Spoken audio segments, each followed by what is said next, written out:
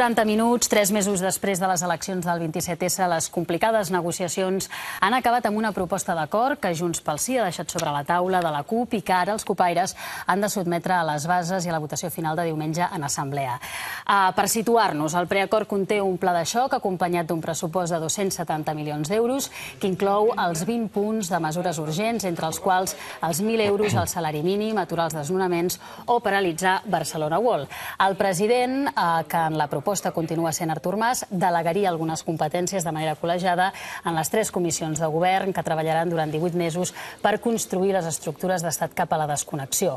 Totes aquestes mesures són les que han de valorar ara, com diem, la CUP de cara a diumenge i defensa que és una oferta exclusiva de Junts pel Sí i no pas un acord tancat. A Girona hi ha convocades gairebé unes 3.000 persones, 3.000 militants de la CUP. Els negociadors han dit que no votaran la proposta per no influir en el vot.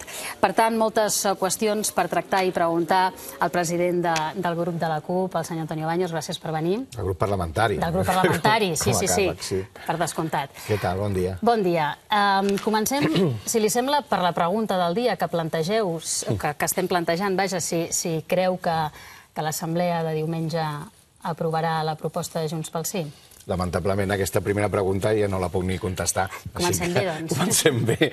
No, clar, no ho sé, a més, ni tinc cap intenció de fer cap valoració, evidentment, sobre què passarà el diumenge. El diumenge, precisament, ens reunim a l'assemblea per esbrinar què és el que vol la militància i els simpatitzants de la CUP, així que esperarem fins diumenge. En aquest procés, ahir ho explicaven en la roda de premsa al Parlament, s'ha començat amb 2 propostes. La CUP va posar sobre la taula el fil a l'agulla i ara, segons la seva visió de la jugada, Junts pel Sí ha posat sobre la taula la seva.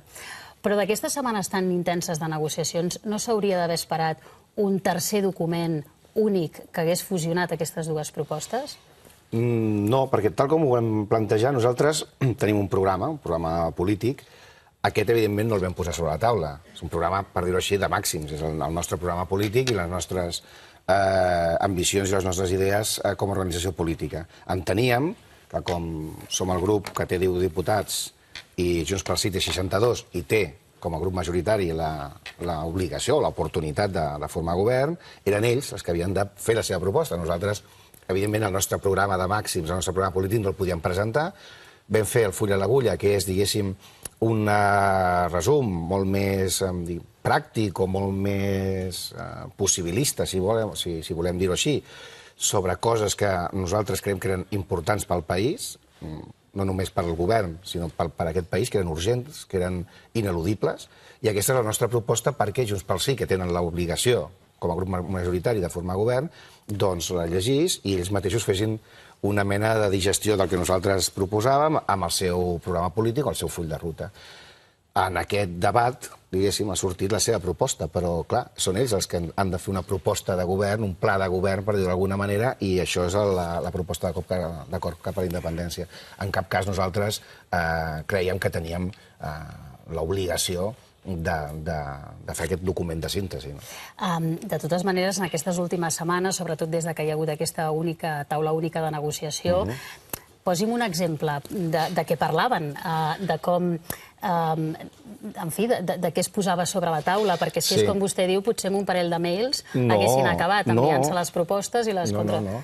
Doncs parlàvem d'allò que nosaltres ja des de l'estiu, des del principi de la campanya, dèiem que era el més important i prioritari, el què, el com i el quan.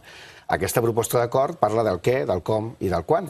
I finalment hi ha un qui. Nosaltres sempre dèiem primer, sobretot perquè el procés d'independència i de construcció d'una república és una cosa tremendament sèria i que ha de servir per canviar la vida de les persones.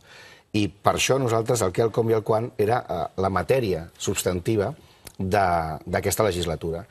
I de què parlàvem? Doncs aquestes 61 planes i el full a l'agulla resumeixen molt bé de què parlem. Parlem de condicions de vida, de condicions de revertir les polítiques de precarització i de misèria que hem viscut en aquest país, de lluitar contra la corrupció, parlàvem de com fer que aquesta república neixi amb tota la ciutadania integrada i digna, parlàvem de salut, parlàvem d'educació... És a dir, encara rai que hem limitat el temps, perquè per nosaltres estaríem parlant de moltes coses i coses molt gruixudes durant molt més temps, perquè hi ha moltes coses a parlar. La gent que us heu sentat a la taula o s'han sentat a la taula de negociacions per part de la CUP, es podria entendre que heu fet d'intermediaris amb Junts pel Sí perquè incloguin en la seva proposta mesures que després les bases de la CUP puguin acceptar i pugui tirar endavant el procés? Es podria fer aquesta lectura o no? Per fer una mica la escenificació, Junts pel Sí ens presenta el seu full de ruta, o el seu full de ruta,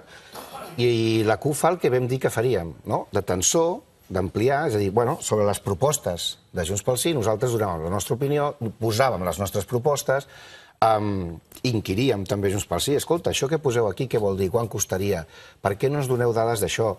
Nosaltres intentàvem ampliar, el tensor és això, sense trencar, ampliar les ofertes de Junts pel Sí, en el benentès que això ho millorava, es feia més amplis, eixamplava la base social. Per aconseguir un document de consens. No, és el document que presenta Junts pel Sí. Això no és un consens entre Junts pel Sí i la CUP. Nosaltres estàvem, diguéssim, sobre les seves propostes, treballant des del nostre punt de vista les mancances. Evidentment, per la CUP, aquest document té mancances, lògicament. Nosaltres tenim, insisteixo, aquest document no arriba ni al fil a l'agulla ni arriba al nostre programa polític. És un document que presenta Junts pel Sí, però evidentment nosaltres creiem que teníem l'obligació, en lloc de recepcionar, per dir-ho així, el document de Junts pel Sí i després portar-ho a valorar tal qual, cosa que ens semblaria políticament molt poc intel·ligent i a més molt poc útil pel país, nosaltres quan Junts pel Sí ens ofereix les seves propostes, cada vegada que ens oferia una proposta el que fèiem era analitzar-la i aviam cap a on es pot eixamplar, escolteu, heu pensat que si això no sé què... Amb l'objectiu de trobar un acord. No, amb l'objectiu de que aquesta proposta que és de Junts pel Sí fos més gruixuda, tingués més pes social, evidentment, més pes polític, que el procés constituent fos realment participatiu, que engresqués a la gent, que es desplegués la declaració del 9 de novembre. És a dir, nosaltres el que anàvem era, diguéssim, aportant el nostre punt de vista i les nostres idees a un document que, insisteixo, és el document de Junts pel Sí. És que... No sé si queda clar la jugada. Ja sé que una negociació sembla que era una transacció, no? Tu poses això i treus aquesta cosa. No, això és un document de Junts pel Sí perquè amb 62 diputats tenen, evidentment, la legitimitat per ser ells qui presentin el seu pla de govern. No, insisteixo, ara avancem i analitzem una mica el que diu el document, però li pregunto perquè sorprèn una mica aquesta distància respecte al document de Junts pel Sí després de tants mesos de negociació. No sé si és una qüestió també tacticista per part de la CUP per poder arribar al 27S sense... el 27 de desembre, perdó, sense les mans lligades o amb... Però és que, a més, mira, molt contrari.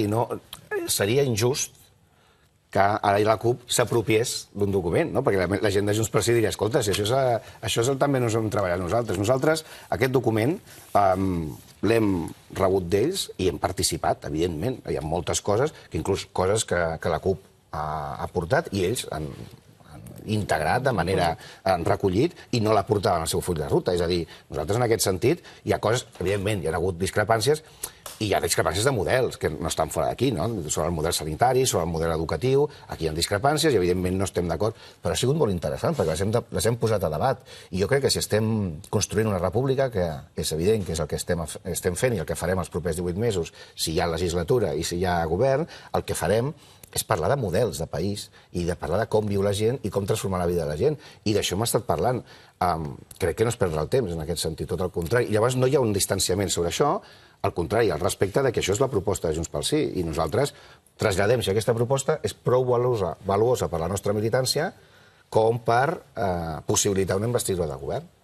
Ja que vostè ho ha dit, confia que s'acabi amb un govern que pugui fer possible aquesta transició? Nosaltres volem un govern. Què? Aquí hi ha un problema sobre la presidència del govern, evidentment. Nosaltres no volem... És a dir, fins i tot l'opció de la gent que vol anar a eleccions anticipades també vol un govern després, no? Amb altres actrius, amb altres presidents o amb altres formats. Però nosaltres el que volem és engegar el procés cap a la independència. No volem que això es dilati, no? I que pugui semblar que ha sigut molt llarg per molta gent, però evident és molt llarg perquè és molt complicat el que estem fent. La qual cosa vol dir que vulguem govern no vol dir que tota la CUP vulgui el mateix tipus de govern i que valorem l'oferta de Junts pel Sí de presidència i de govern de la mateixa manera.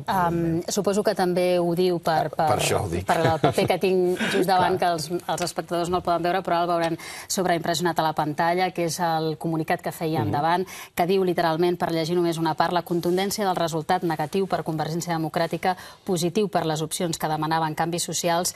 Arran d'això, creiem que valida l'opció d'anar a noves eleccions al mes de març abans que acceptar l'oferta totalment rebaixada i sense presidència de consens que ha fet Junts pel Sí. Arriben massa dividits aquest 27 de desembre a Girona? És que a la CUP mai li ha fet por la discrepància. La divisió, diguéssim, són temences que tenen altres partits que són molt més dirigistes i que volen que hi hagi una estructura vertical i si aquesta estructura vertical no es compleix, qualsevol, diguéssim, biaix és llegit com un perill. A la CUP això no és així. Les diferències i la gent d'endavant, evidentment, pertany a la CUP i funciona i treballem amb gent d'endavant i tot això, doncs no hi ha cap problema ni cap recança a que hi hagin postures diferents. I per això, el diumenge, la sotmetem a votació. Vull dir, és molt lògic. Si sobre un tema, en aquest cas, sobre el tema de la presidència, o sobre el tema d'aquest document, aquesta proposta d'acord, entenem que s'ha de prendre una decisió que és molt seriosa, doncs es convoca la gent, i precisament la gent d'endavant, o la gent d'altres organitzacions, o la gent que no pertany a la CUP però no està organitzada en altres organitzacions, o simpatitzants, doncs tenen la possibilitat d'escoltar moltes veus. I això a nosaltres no ens fa cap mena de por. Però és una pluralitat que a més és lògica i no només passa a la CUP. Entenem que passa a totes les formacions, que hi ha disparitat d'opinions. Una altra cosa és viure-ho com part de la riquesa i del debat polític i que això, a més, a nosaltres ens engresca perquè ens agrada sentir les opinions de nosaltres mateixos i arribar a conclusions o arribar a síntesis quan es pot, i altres partits que això ho viuen com un neguit perquè creuen que la veu ha de ser única. Molt bé, doncs valorant, en fi, la riquesa en positiu d'una diversitat d'opinions, li pregunto si el que passa a la CUP és això o realment són posicions enfrontades i dures a dintre de la CUP. No, en aquest cas és sobre una decisió, però després, sobre moltes altres coses, les coincidències són totals o les aliances o els grups són diferents. Sí, però la qüestió en la que no estan d'acord és clau, no? Bueno, és clau en aquest moment polític, però nosaltres, insisteixo, nosaltres, a més, tenim altra tasca política. Tenim una política municipalista que continua, tenim una tasca política amb associacions i amb moviments i amb col·lectius de tota mena que continua, és a dir, aquest forma part de la pota institucional de la CUP. Jo entenc que per molts partits també la política institucional és la política. Per nosaltres la política institucional, en aquest cas, és molt rellevant i és molt important perquè estem decidint una cosa molt important pel país, però no col·lapsa, per dir-ho així, tota l'acció política de la CUP, que està funcionant de manera diferent i més tranquil·la, potser, als municipis i amb els moviments socials i en els col·lectius. El 27, aquest diumenge, el 27 de desembre, expliqui'm com funcionarà aquesta assemblea. Fins allà on em pugui explicar. Sí, això ho porten, evidentment, anava a dir els serveis tècnics de la casa, com es diu aquí a TV3, no? És a dir, els companys i companyes que ens encarreguen i ells, diguéssim, tenen els detalls més afinats, no? Però el que es farà és una assemblea multitudinària, ho hem d'admetre, i això crec que és molt bo. A Girona, vostès exposaran unes 3.500 persones, pel que sé, doncs hi ha un programa i un reglament que també tothom coneix i finalment es votaran 4 escenaris, es anaran descartant i finalment hi haurà un mandat sobre un dels escenaris. Jo aquí volia destacar que dintre de les aportacions, si se'm permet, al país de la CUP, una és aquesta mena de cultura democràtica. Moltes decisions de molts partits també es prenen en un despatx tancat amb 1, 2, 3 o 4 persones, no? Crec que les decisions importants del país es prenguin amb un document públic, com és la proposta d'acord, que tot el país pot valorar, i en un acte, diguéssim, assembleari, on tota la gent es pot expressar, a més, no només unívocament, sinó amb diversos escenaris, per la cultura política de la República naixent és molt, molt bo. I vostès explicaran, les persones que han estat a les taules de negociació, ahir deien que explicaran de manera neutra l'acord, no? Sense influir. Perquè... Aquest és l'intent. Digui'm com ho faran. Doncs de manera neutra i sense influir. I això és possible després d'haver estat sentat amb Junts pel Sí durant tants dies? Bé, el periodisme també informa de manera neutra i sense influir, en principi, no? I podríem negar sobre... En principi, podríem negar sobre si és possible que hi hagi un periodisme neutre, no? Doncs d'aquesta manera sempre es pot pensar que un discurs polític mai pot ser neutre. Nosaltres, també, les diputades i diputats de la CUP, nosaltres rebem mandats, no manem. Som receptors de mandats. I el mandat que tenim ara és explicar com han anat les converses, quins són els punts de partida nostres, quins eren els punts de Junts pel Sí, on ha hagut, diguéssim, cert acord o coincidència, també plasmar les diferències. Aquí no hi ha un acord perquè el nostre model és això i ells pensen això. I jo crec que això és la feina per la qual nosaltres estem com a diputats. És a dir, no crec que sigui tan estrany. Es votarà en secret? Això s'ha decidit? Si serà públic, si serà secret, si serà alçada, si serà en un comandament? En aquest moment no ho sé. Sé que a mesura que anàvem pujant les inscripcions de gent, els models anaven canviant i es anaven adaptant, evidentment, a la quantitat de gent. Però en aquest moment el detall de la votació no li puc dir. Vostè, que és un independent dintre de la CUP, que no votarà perquè ja van dir ahir també que els 10 diputats de la CUP no votaran, però si pogués escollir, quina de les 4 opcions escolliria? Que recordem que són no a l'acord, no a Mas i seguim negociant, sí a l'acord, sí a Mas, no a l'acord, sí a Mas, o no a l'acord, no a Mas, i busquem un acord amb Catalunya Sí que es pot, perquè s'abstingui. No, no. Junts pel Sí ha de buscar aliats. Nosaltres no... A la CUP s'absté i emplaça que Junts pel Sí, que si vol una legislatura, busqui, diguéssim, els suports en una altra formació. Bueno, podria ser Catalunya Sí que es pot o podria ser... O podrien ser altres, estem d'acord, sí. Digui'm per quines decantaria. No m'ho dirà, molt bé.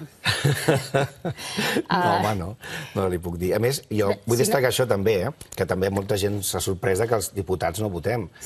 També forma part del reglament de la CUP. Jo crec que en aquesta idea que un diputat és el receptor d'un mandat de l'Assemblea. Nosaltres, clar, estem esperant el mandat de l'Assemblea, amb la qual cosa no podem, amb el nostre vot, també influir, perquè si aquest ha votat tal, això vol dir que un sector... Nosaltres rebem el mandat i l'apliquem.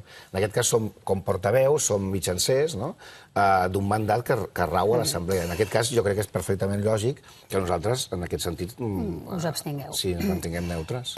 Si no em vol contestar, que m'ho imaginava, quina seria l'opció preferida, digui'm quines serien les conseqüències o els efectes del no. Del sí, si a Mas investidura és un camí, però si sortís que no, és a dir, si sortís no a l'acord, no a Mas, i seguim negociant, vostè creu que Junts pel Sí seguiria negociant? Li heu de preguntar a Junts pel Sí. Ara ho farem, que Romeva ens espera. Com sé que li fareu al Romeva la pregunta, doncs si ells, després d'aquest mandat negatiu de l'Assemblea de la CUP, consideren que tenen un altre candidat, o que tenen un altre format, o que tenen una altra proposta de govern, evidentment la CUP encantat d'escoltar-la i de posar-la també en valor i veure què fem. Nosaltres, aquest no, en cap cas vol dir no, us tanquem la porta, no volem saber res de vosaltres. Al contrari, nosaltres estem esperant les ofertes de Junts pel Sí. Sempre, jo ja vaig dir en seu parlamentària que estaven collats a la taula de negociacions. En aquest cas, si després del 27 hi hagués una resposta negativa i Junts pel Sí considera que encara pot fer una altra mena d'oferta o de repensar, evidentment nosaltres aquesta oferta la recepcionarem, com es diu ara, i la valoraríem políticament. Però ho veu possible? Perquè si ho posen com una de les qüestions a votar és perquè poc o molt ho veu en un escenari plausible, o no? Jo crec que Catalunya ha entrat en aquell moment històric en què tot allò impossible és quotidià. I així que no sabria dir-te si hi ha coses impossibles o hi ha coses probables. En aquest sentit, tampoc. I la quarta opció, no a l'acord, no a Mas, i busquem un acord amb altres formacions perquè s'abstinguin? Busquem, no, que Junts pel Sí busquin. Nosaltres ens abstindríem I llavors Junts pel Sí tindria dues opcions, o convocar eleccions, diguéssim, anticipades o buscar unes altres aliances. Abans hem fet una mica un salt i no hem valorat, i m'agradaria que ho féssim una mica a l'acord, aquest document de 60 i pico pàgines. Si no me'l vol valorar, valorim com a mínim l'actitud dels negociadors. Aquí s'ha trobat a l'altra taula. Valorim l'actitud. Buf, doncs una munió de gent, perquè a l'última, diguéssim, a la taula única, evidentment en temes especialitzats, si estan parlant de salut, si estan parlant d'educació, si estan parlant de full de ruta, doncs Junts pel Sí presentaven els seus experts o els seus diputats que estan més avasats en aquesta matèria i les taules eren, diguéssim, variables i mòbils. També per la nostra part, en algunes ocasions hem portat gent que en sabia més d'un tema en concret per confrontar o per debatre aquestes coses. Però el document final que han presentat, creu que cedeix prou al... Això seria fer una valoració política del document. Estic intentant que me la faci. Ja sé que proves que jo em mulli. Jo crec que el document... Sobretot hi ha una cosa que sí que vull traslladar, que molta gent ens deia, bueno, però per decidir si a Mas o no a Mas necessiteu 3 mesos, i jo crec que aquest document es valori com es valori, i el full a l'agulla també, el document que va presentar la CUP, que això també hem de tindre-ho en valor, del que estan parlant és que del què, el com i el quan, i sempre ho hem dit. Clar que es necessitaven molts mesos per parlar i posar en comú moltes coses, i es necessitaran molts mesos més per debatre totes aquestes coses, perquè estem parlant de com viurà la gent si finalment construïm una república. I això, quins drets tindrà? Com ens blindarem contra la corrupció? Quines garanties democràtiques tindrà aquest nou país? Clar, això és molt important, i es necessiten molts mesos perquè pensem una cosa, Junts pel Sí, ja des de Democràcia Cristiana, els demòcrates de Castellà fins a en Romeva, que ve d'Iniciativa. Nosaltres som l'esquerra anticapitalista. Clar, aquí hi ha una pluralitat de veus i moltes vegades discrepàncies severes sobre els models de país que són molt naturals. I clar, quan aquest document no sé si és de síntesi o no és de síntesi, o si ha cedit molt o poc, això ho valorarà en aquest cas en Romeva, no? Però el que sí que... Però és més interessant la seva valoració, que no que em digui Romeva en aquest aspecte i en respecte per Romeva. Periodísticament més morbosa, diguéssim, però no sé si és més interessant. En qualsevol cas, el que vull dir... Per desencallar la situació, sí. Sí, el que vull dir, sobretot, era això, que quan nosaltres, amb el nostre document Full a l'agulla i en aquesta proposta de Junts pel Sí, del que es parla són de coses serioses. Vull dir, no és de Mas sí, Mas no, una presidència, una vicepresidència... Estem parlant de coses que canvien la vida de les persones. I per això me n'alegra que sigui públic, també aquest, com era públic el nostre, el Full a l'agulla. Quan la gent pot valorar la proposta d'acord de Junts pel Sí i el full a l'agulla, jo espero que el que pensi és que estem parlant de coses que l'interpel·len i l'afecten, i que això polititzi, diguéssim, o que engresqui a molta gent de dir, això és seriós. No estan parlant de qui ocupa la trona de presidència i qui mana. Estan parlant de com viurem. Sí, no estan parlant de... I per això dic que no estic valorant aquest, estic valorant els dos, diguéssim, el nostre, el full a l'agulla i la proposta d'acord.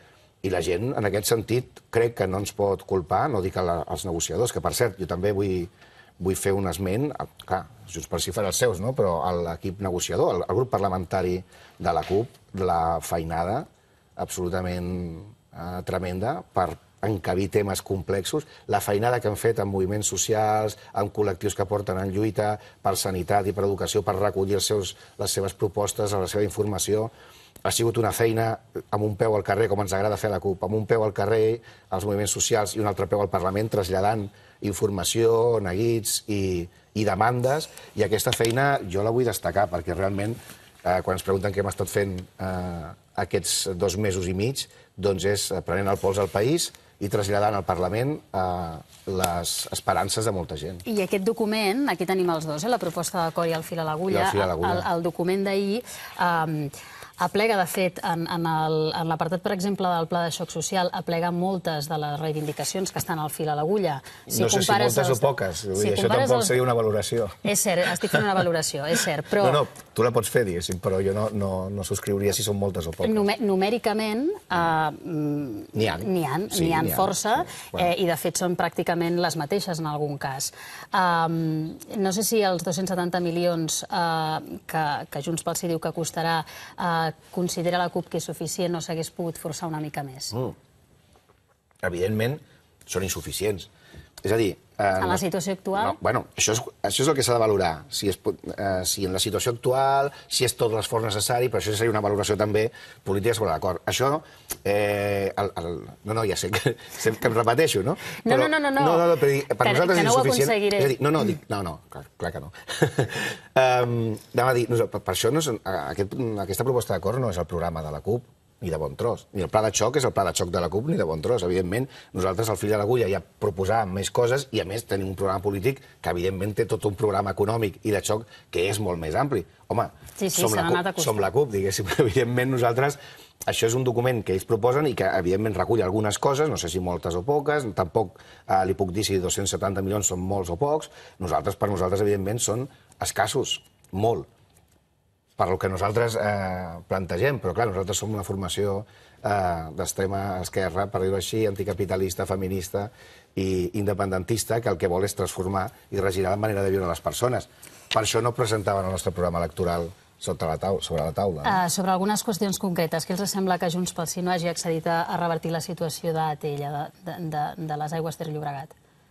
Doncs nosaltres ens sembla malament, perquè creiem que aquesta és una dels puntals del nou model de país, que és que la gestió, evidentment... Aquí es recull que es farà que la gestió de l'aigua sigui pública. El que passa que nosaltres, això ens agrada fer-ho de manera més immediata, sabem que allà on governem la municipalització de la gestió de l'aigua és prioritària i per nosaltres és un tema especialment sensible i molt destacable perquè l'aigua és un dels símbols també de com se'ns ha anat furtant no només els recursos, sinó els recursos que són comuns i que són de tots.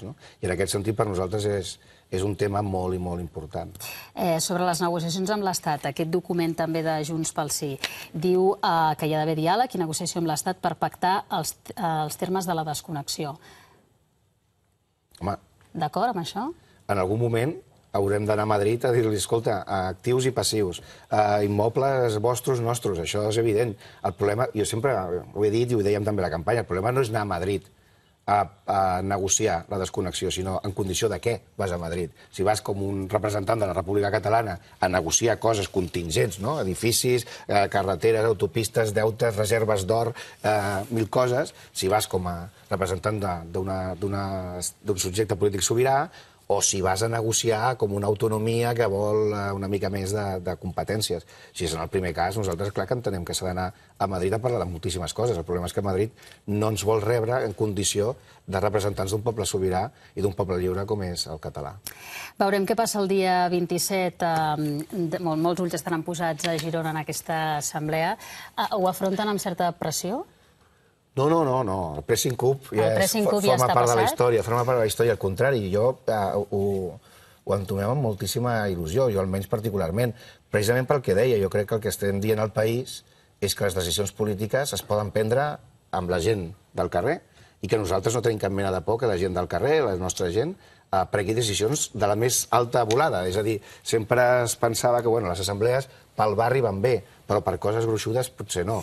Doncs nosaltres estem demostrant que si no tenim por a la nostra gent o a la gent en general, no tenim por que decideixin coses importants. I entén que la resta del país pugui pensar que el futur de Catalunya i d'un procés pugui estar en mans de 3.000 persones?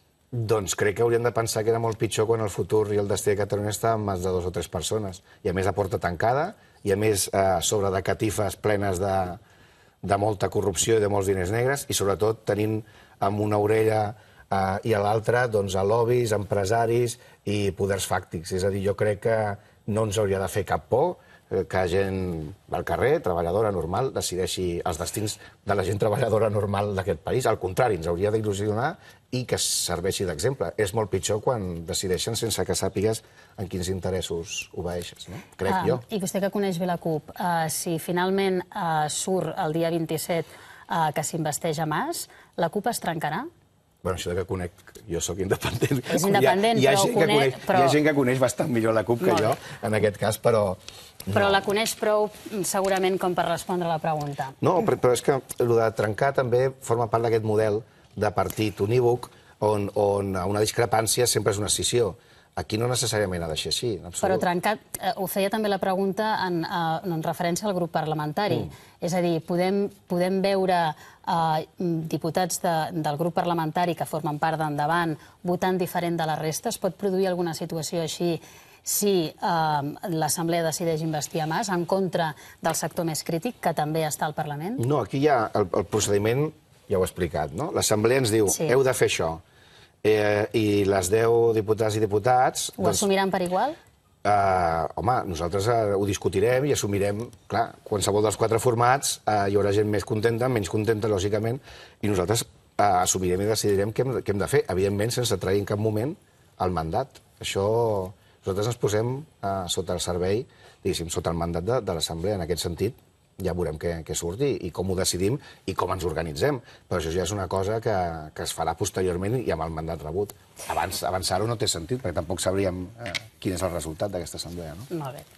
En fi... Veig que no... Antonio Baños, que... No surts gaire contenta. Sí, jo contentíssima de poder haver parlat i sobretot d'haver transmès als nostres espectadors, que són en definitiva perquè fem les entrevistes i estem aquí, doncs el màxim d'informació possible perquè puguin valorar també des de casa el que està en joc, que és molt... Clar, jo el que espero és que hagin entès que totes aquestes negociacions no eren sobre una persona, sinó eren sobre un país. Tot i que la persona acabarà sent la qüestió més destacada. No hauria de ser-ho. Jo crec que el que és important són els 2 documents, el de Junts pel Sí i el full a l'agulla nostre, i que tots els catalans poden entendre que si ens en sortim d'aquesta és per canviar les nostres vides. Molt bé. Un plaer. I bon Nadal.